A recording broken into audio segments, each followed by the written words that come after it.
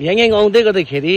यो ठाउँमा नरोकिकन मलाई चित्तै बुझ्दैन है किनभने यो ठाउँमा चाहिँ दामी भ्यू देख्छ हेर्नुहोस् नि पर हेर्नुहोस् त कस्तो मजाको देख्छ हो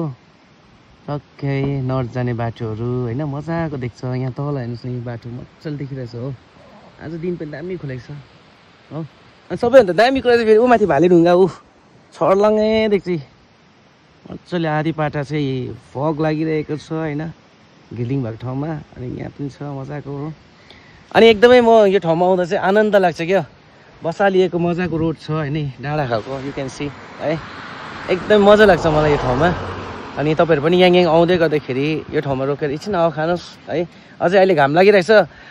घाम गएपछि झन् इभिनिङतिर होइन शीतल भएको टाइममा कस्तो मजा आउँछ क्या यहाँनिर अनि यहाँ म आउँदै गर्दाखेरि मेरो साथीहरूलाई पनि म पुरा मिस गर्छु क्या किन मेरो साथीहरूसँग मैले यहाँ धेरै फोटोजहरू क्लिक गरेको थिएँ नि त अनि त्यो मिठो पल पनि फेरि यहाँ आउँदै गर्दाखेरि ताजा भइरहेको हुन्छ क्या एकदमै यो ठाउँमा आउनुहोस् नबिर्सिनुहोस् है यहाँ तल हेर्नुहोस् त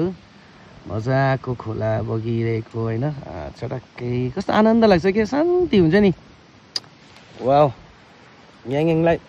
माया छ माया दामी ठाउँ छ